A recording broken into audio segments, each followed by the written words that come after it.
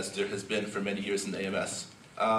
With that said, if I'm forced at gunpoint to choose, I'll choose the University and External Relations Committee, as that committee is what I already sit on and I'm already enacting some change on. And I feel that my platform will be best served by sitting on that committee, so I'll have the leverage to work with the committee chair and the VP External in order to bring my platform into reality. Okay, so my platform really is based on connecting students to the AMS, because a lot of the students in our university really don't know what the AMS does, or maybe they might know that the sub is run by the AMS, but some might not even know that, because I've run into a few actually who do not know that. And so I would like to continue sitting on student life and working towards creating that awareness, working towards more of having traditional events, not just block party, not just the welcome back party, but events throughout the year. Maybe might be on a smaller scale, but they happen yearly at a certain time. By doing that, I feel like you'll really create that branding and really get that our name out there. It's a tough question. There's a lot of committees I'm interested in actively. Budget is obviously very important. That's really the nitty-gritty of what the AMS does. I think code and policy is obviously really important, but I would have to say that I agree with Kyle. My platform about tuition is really more focused on the external lobbying aspects of the AMS, so that would be the one I would, if I had to choose only one, that would be that. All right, so we've had a lot of discussion about the sort of the external role of the AMS representative, the sort of the lobbying aspect. To get into sort of the student life that Carolee just touched on, I think Carolee, if you want some more time on that, I can give it to you. But I think the other two have got to sort of get their ground on that. Where do you think your priorities are in terms of student life and student connection to the AMS, and what do you think you can do as an AMS counselor for that? Sort of start with Rory. Okay. Work around again and give Carolee the last chance. That's a great question. I think it's absolutely important. My political sort of origins, why I became interested in this position in the first place, is because I'm a member of the Social Justice Center here on campus, which is an AMS resource group. And in that capacity, I have had the pleasure and privilege to interact with a number of other resource groups like Pride and SEC, and deal with all these sort of on-the-ground, student-based grassroots organizations. What was the original question? I'm sorry. It was about what how I would, yeah. Sorry, I just lost my train of thought. Kyle, if you would not mind going.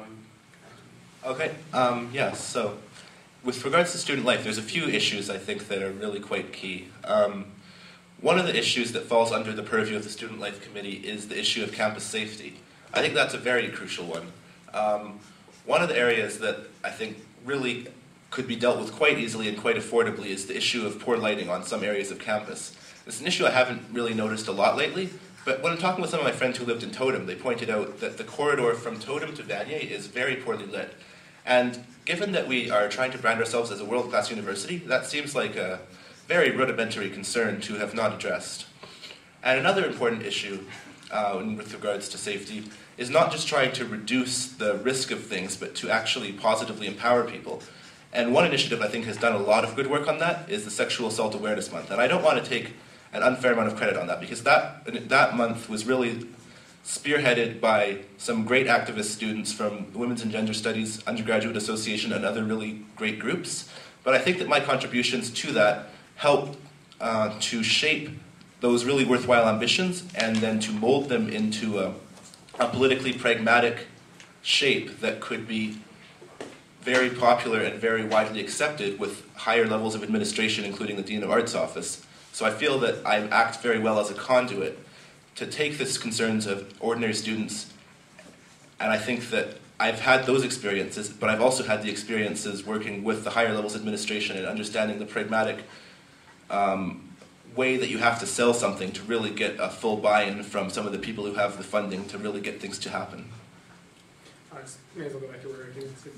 Thanks. I remember what I was trying to say now. I really feel that Kyle's right, and safety is a big issue. And I feel like if elected, one of the things I'll be doing is advocating for programs like Safe Walk and Speakeasy and the Equity Office to remain operational, not to get their funding cut. There's been rumors recently that might be the case, that we're facing a structural deficit, but it really doesn't seem fair to me, because when we have money, the AMS, arts is the last thing to get funded, and whenever we lose money, it's the first thing to get cut. So I would be acting as an advocate in those instances. And I really feel that that's relevant to quality of student life on campus. Yeah, so quality of student life is very important because it really does, like, the students, that's how the students will relate to the AMS, and that's how really we reach out to their students and how we get our constituent support. So I'll just talk a little bit of this resources that the Campus Safe Walk that AMS offers. I would like to sit and continue my seat on council, especially with student life, especially to make sure that the resources that are really relevant to students are being, that the budget is allocated properly, because yes, we are undergoing budget reallocation of the budget, and I want to make sure that the changes that occur due to these allocations are that will match with the new statistics. Like Safe Walk, the numbers have gone down since the need for Safe Walk has gone down a little bit. Well, maybe not a little bit, but has gone down from a drastic amount since it used to be. So any changes that will occur should match what Safe Walk is.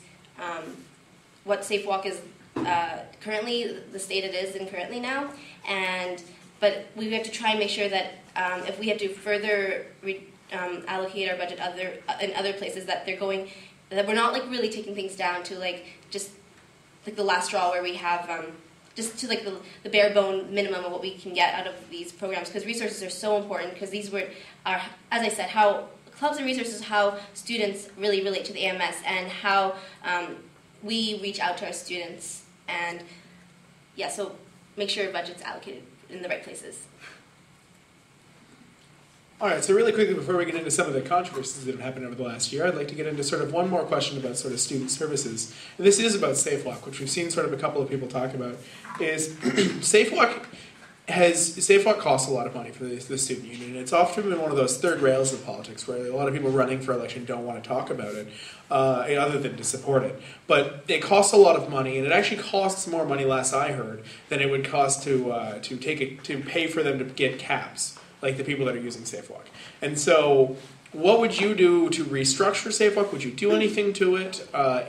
What would you do essentially to Safe Walk to try to make it a more effective body and hopefully a more cost-effective body? Okay, so interestingly enough, Student Life Committee has actually just recently discussed this in their last meeting. So we had Havani come in and talk about how they've decided that the restructuring of Safe Walk should be done, and they've taken essentially that